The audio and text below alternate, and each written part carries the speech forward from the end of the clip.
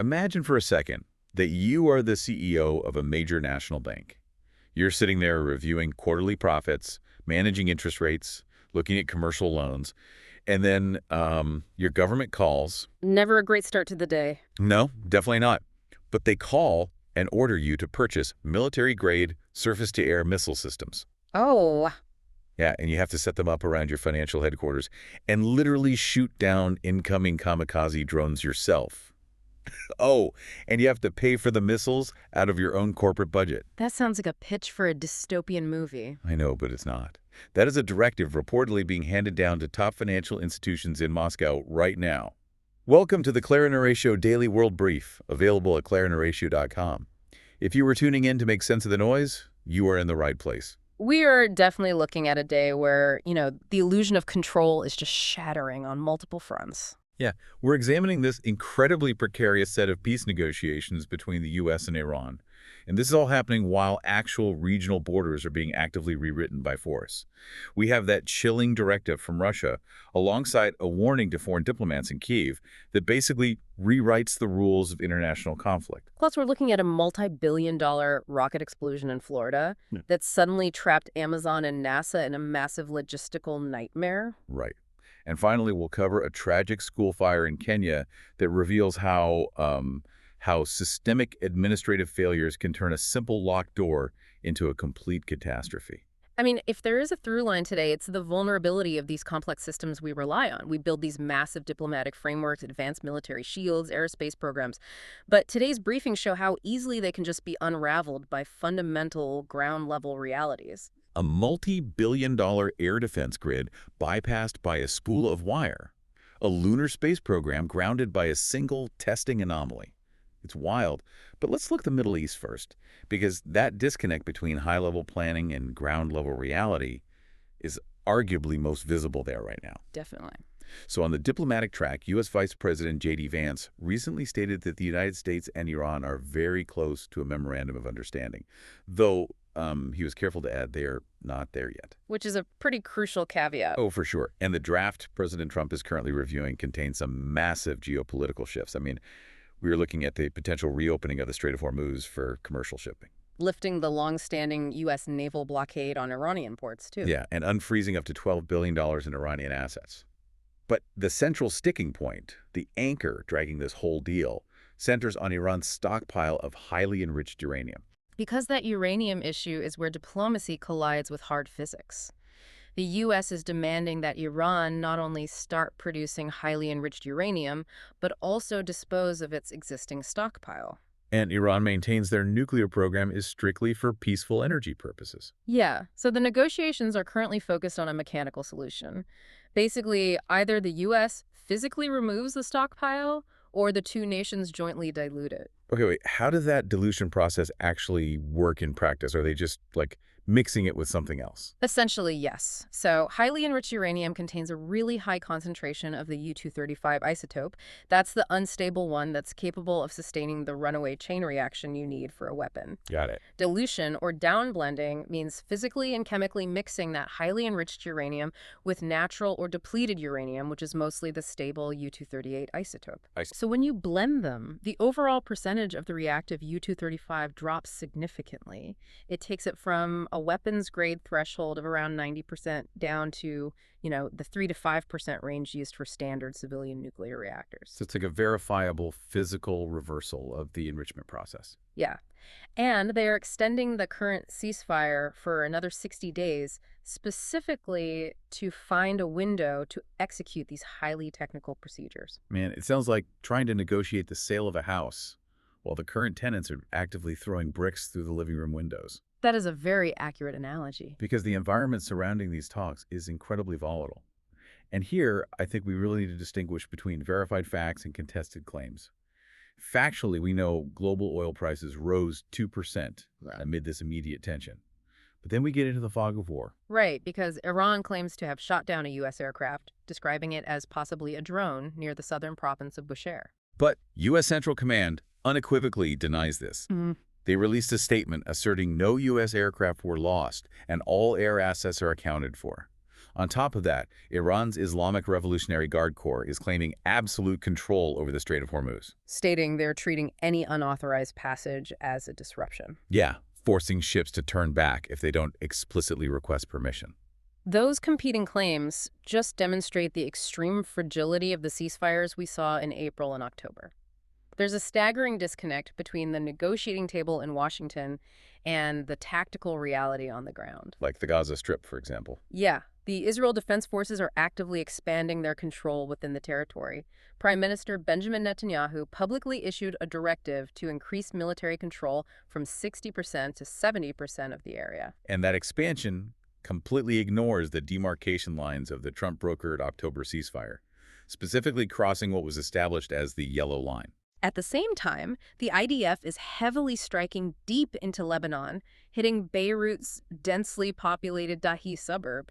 They were targeting Ali al-Husni, the head of the missile force for an Iranian militia allied with Hezbollah. Which brings us to this terrifying tactical shift for the civilians caught in the crossfire. Hezbollah is employing a method of warfare they learned directly from the conflict in Ukraine. They are using fiber-optic FPV first-person view drones. And these things only cost around $300 to $400 to put together. That's nothing for military hardware. No, it's pennies. And they are completely bypassing Israel's advanced radio jamming defenses. I want to unpack the mechanics of this because it changes everything. Israel has spent decades building sophisticated defense grids that rely on radio frequency jamming.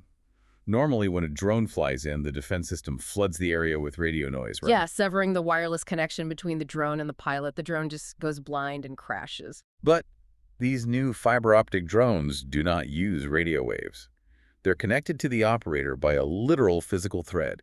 It's a hair-thin, unspooling fiber-optic wire. And you cannot jam a physical wire with radio noise. Yeah. The introduction of that physical tether creates an asymmetrical nightmare for a conventional military. A defense grid worth billions of dollars is suddenly rendered obsolete by a school of cheap glass fiber. Wow. Because electronic warfare is useless here, the military is forced to rely on kinetic interception. Meaning physically shooting the drone down with netting or small arms fire. Exactly, which is incredibly difficult against a small, fast-moving, low-flying target. This technological bypass is driving a severe military response.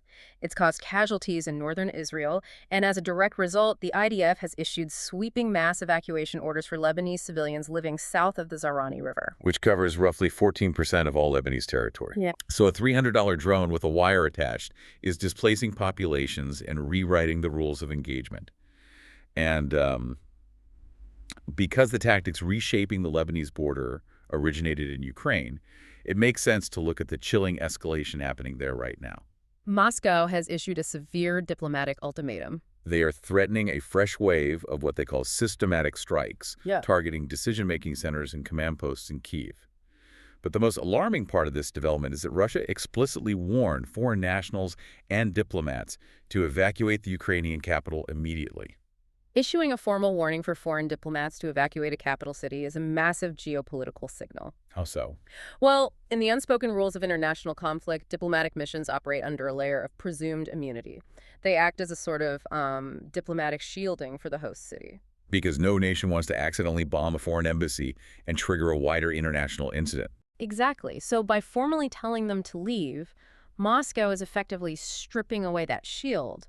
It telegraphs an intention to conduct bombardments so indiscriminate or so destructive that collateral damage to foreign missions will no longer act as a deterrent. We are already seeing the heavy hardware involved in this escalation. Russia recently deployed the Oreshnik intermediate-range missile, striking the city of Bielotserkva. But the tactical pushback from Ukraine is just as severe, and it involves those same drone strategies we just discussed. Ukraine is launching massive drone strikes on the Moscow region and Russian infrastructure. And the strain this is putting on Russia's internal air defenses brings us back to that surreal scenario we opened the show with. Right, the banks. Moscow's defensive umbrella is stretched so thin that the government is reportedly telling its top banks, including its Federal Reserve, to procure their own air defense systems to shoot down Ukrainian drones and to foot the bill themselves. Pushing the responsibility of national airspace defense onto the civilian banking sector highlights a severe resource allocation crisis. Yeah, they have a massive military. They do. highly capable, but their advanced anti-air systems, like the S-400s, are finite.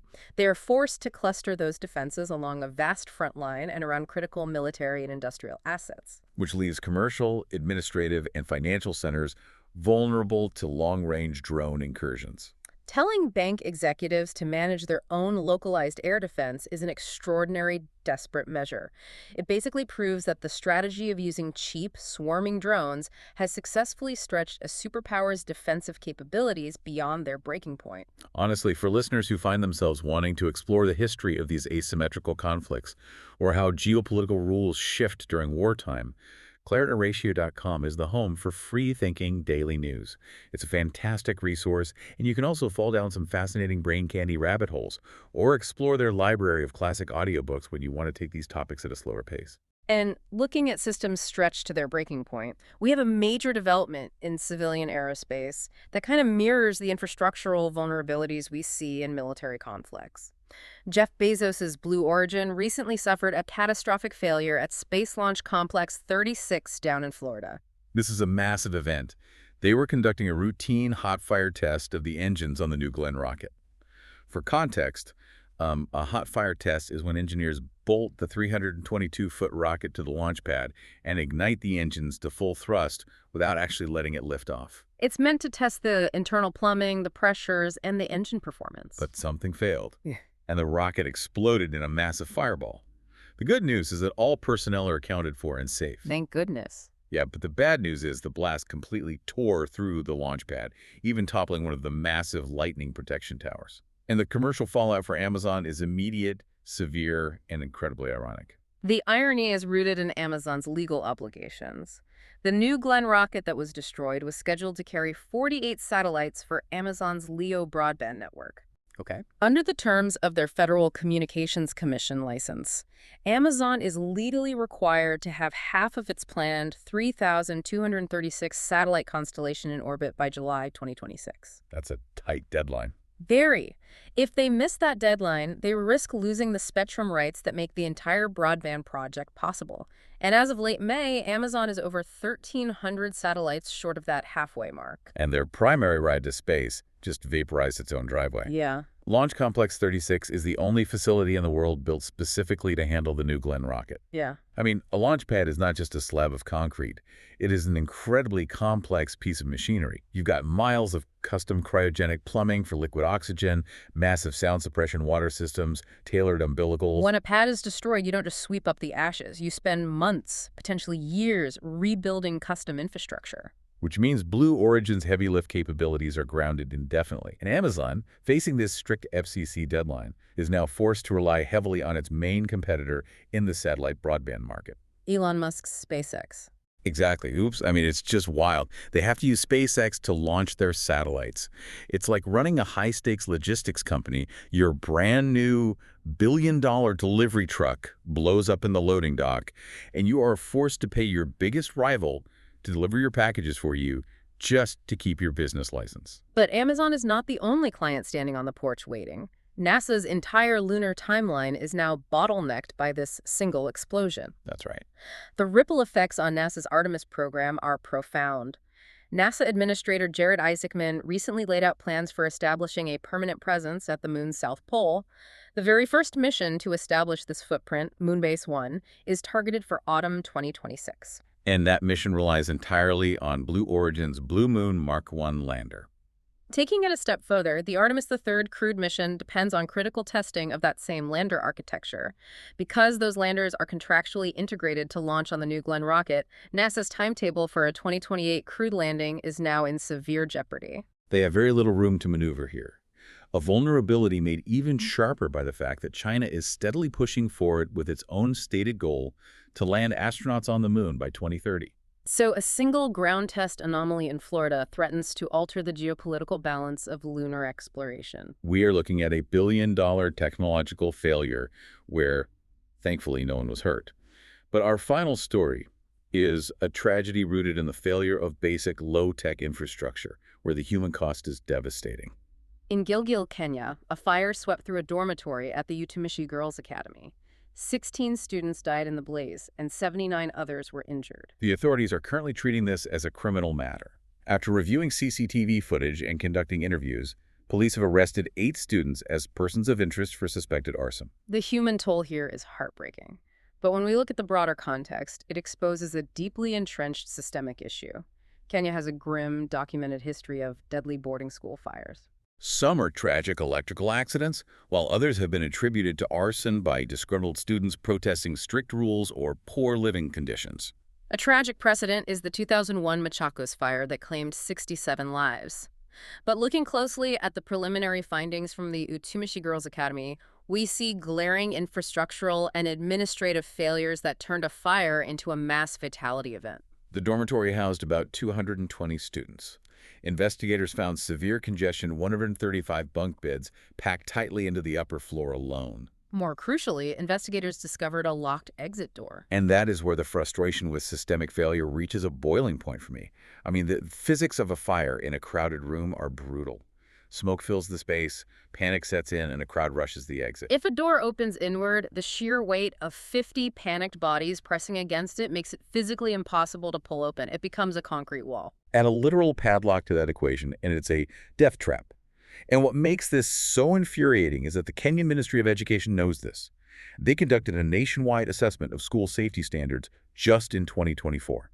Following that safety review, they actually closed 348 schools for exact violations like these, having grills on windows, installing inward opening doors, and lacking multiple emergency exits. The government has the audits, they have the data, they have a history of identical tragedies, yet a basic, fundamental protocol, like leaving a fire escape unlocked at night, is still failing, trapping vulnerable children inside a burning building.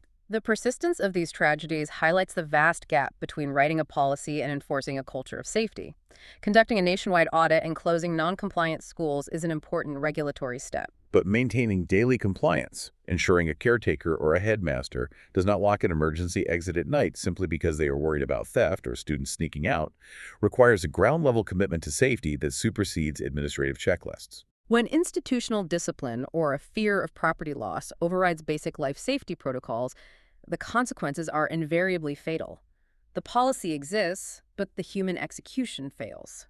Synthesizing the stories we've covered today, a stark reality comes into focus regarding how we build and protect our world. We are living in an era of incredible technological ambition, yet we are constantly undermined by fundamental, almost mundane vulnerabilities. In the Middle East, we see a state-of-the-art, multi-billion-dollar missile defense grid rendered completely ineffective by a $300 drone dragging a simple fiber optic wire. In Florida, an advanced reusable heavy-lift space program designed to reach the lunar South Pole is grounded indefinitely because a ground test anomaly destroyed its only launch pad.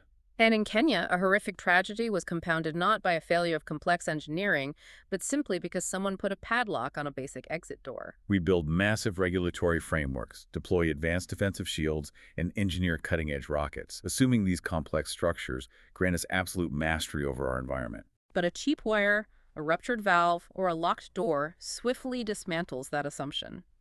The systems we rely on are only as resilient as their most basic, overlooked components. For more context on how systemic vulnerabilities compound over time, or the historical precedents for these kinds of infrastructural bottlenecks, checking out Debate Candy on clarinoratio.com is a great next step.